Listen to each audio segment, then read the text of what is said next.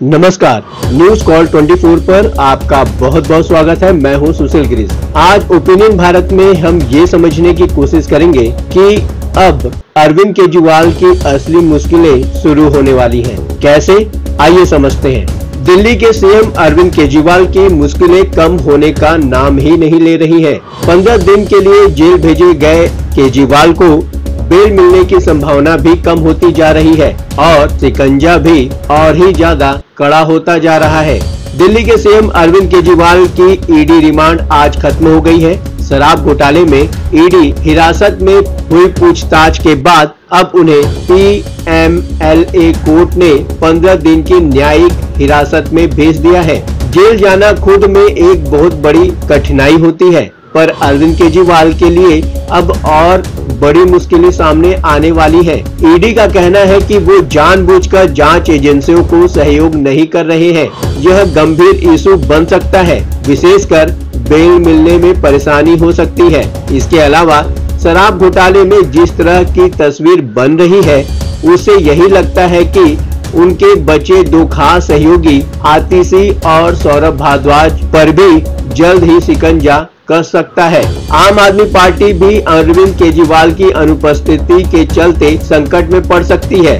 Jail से सरकार चलाना होगा मुश्किल। जेल का जीवन सामान्य नहीं होता है। शायद यही कारण है कि अरविंद केजरीवाल ने भी हर संभव प्रयास किया कि उन्हें बेल मिल जाए। हालांकि उनके पास एक ऑप्शन यह भी था कि वे खुद को जनता की हमदर्दी पाने के लिए जेल जाने के पहले ही कह सकते थे कि वो बेल के लिए अप्लाई नहीं करेंगे। कोर्ट से बेल न मिलने से बढ़िया यही होता, क्योंकि इससे उनके प्रति ज्यादा हमदर्दी पैदा होती।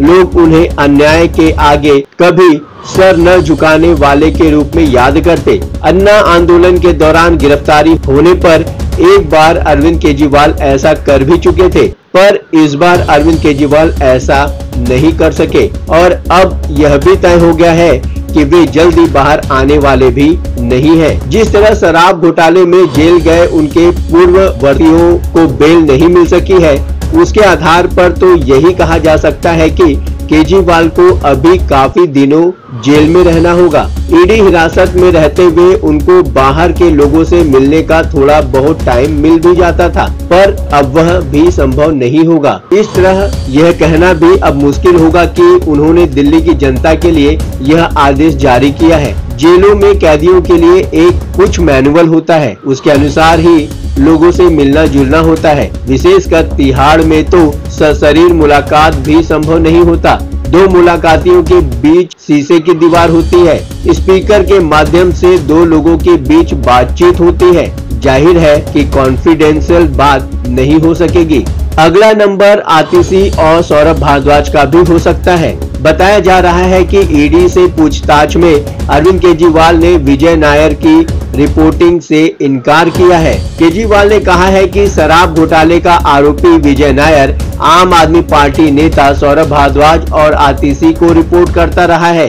ईडी की तरफ से एएसजी राजू ने कोर्ट में बताया कि केजरीवाल गुमराह करने की कोशिश कर रहे हैं। ईडी ने अदालत को बताया कि केजरीवाल ने पूछताछ में बताया है कि विजय नायर आतिशी और सौरभ भारद्वाज को रिपोर्ट करते थे, तो इस दौरान केजरीवाल चुप रहे।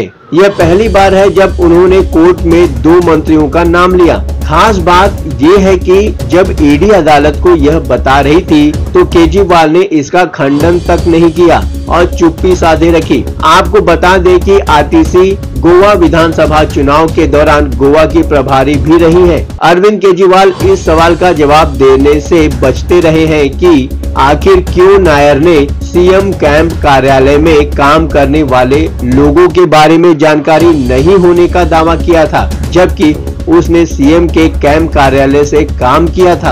अब सीबीआई भी मांग सकती है दिल्ली सीएम की हिरासत। कहा जा रहा है कि ईडी की हिरासत खत्म होने के बाद सीबीआई अरविंद केजरीवाल की हिरासत मांग सकती है। अरविंद केजरीवाल की गिरफ्तारी का ग्राउंड भी सीबीआई की जांच के आधार पर ही तय हुआ था। सीबीआई ने सबसे पहले आबकारी घोटाले में मनीष सिसोदिया, शराब कंपनियों और उनके मालिकों के खिलाफ केस दर्ज किया था। सीबीआई पहली केंद्रीय एजेंसी है जिसने ये केस दर्ज किया था, जिसकी जांच आगे बढ़ी तब ईडी ने सीबीआई की एफआईआर के आधार पर केस दर्ज किया।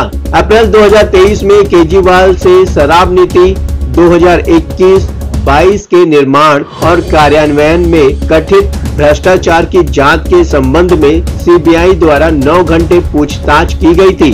पूछताछ के दौरान सीबीआई मामले में गिरफ्तार लोगों द्वारा किए गए कुछ खुलासों और एक गायब फाइल के ठिकाने के बारे में जानकारी चाहती है।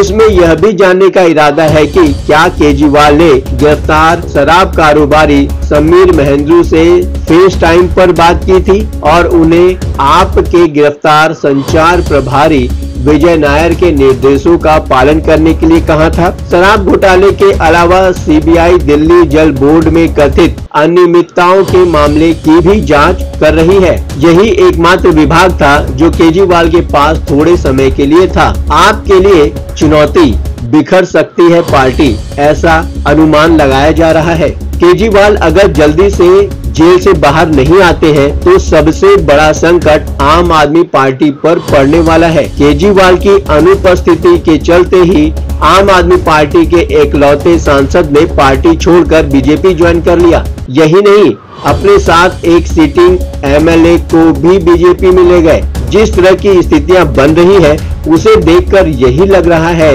पार्टी ताश के महल की भांति भरभरा कर गिर सकती है, क्योंकि अरविंद केजरीवाल ने अपने नीचे कोई सशक्त दूसरी लाइन तैयार नहीं होने दी। जिस पर भरोसा था वो लोग मनीष सिसोदिया, संजय सिंह और सत्येंद्र जैन सभी जेल के अंदर हैं। इनमें से किसी के भी अभी बाहर आने की कोई उम्मीद नहीं है। कद्दावर लोगों को बहुत पहले ही पार्टी छोड़ने के लिए मजबूर कर दिया गया था।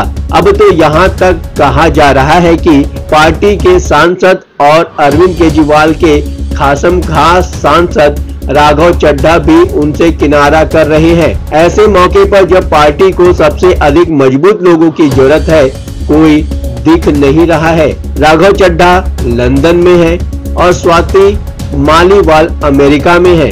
इस तरह केजरीवाल मंत्रिमंडल के साथी कैलाश गहलोत शुक्रवार को ईडी से हुई पूछताछ के बाद मीडिया से बात कर रहे थे। उनकी विश्वसनीयता भी सवाल खड़े कर रही है। कैलाश गहलोत स्वीकार कर रहे हैं कि उनको अलॉट सरकारी कोठी में वो खुद नहीं विजय नायर रह रहा था। इतनी सारी बातें अरविंद केजरीवाल को लेकर हो रही है। सीबीआई, ईडी लगातार अरविंद केजरीवाल के खिलाफ सबूत जुटा रही है, कोर्ट में पेश कर रहे हैं और कोर्ट के आदेशानुसार आगे की कार्रवाई की जा रही है। अब देखना यह है कि अरविंद केजरीवाल जो आम आदमी पार्टी के सर्वे सर्वा मुखिया हैं, वो किस तरीके से आम आदमी पार्टी को बचाते हैं। आम आदमी पार्टी के कार्यकर्ता काफी जोश के साथ आम आदमी पार्टी को जिताने में लगी हुई है, लेकिन यहाँ पर अपर मैनेजमेंट के लोग उनका सहयोग नहीं कर पा रहे हैं, क्योंकि वो किन्हीं कारणों से ईडी या सीबीआई के शिकंजे में फंसते जा रहे हैं। ये तो आने वाला वक्त ही बताएगा कि अब आम आदमी पार्टी का भविष्य क्या है। आप अपने विचार हमें कमेंट के माध्यम से हम तक पहुंचा सकते हैं। अभी तक आपने हमारे इस चैनल को सब्सक्राइब नहीं किया है तो कृपया इस चैनल को सब्सक्राइब करें, फॉलो करें और नोटिफिकेशन में जाकर ऑल का ऑप्शन दबाना बिल्कुल न भूलें। नमस्कार।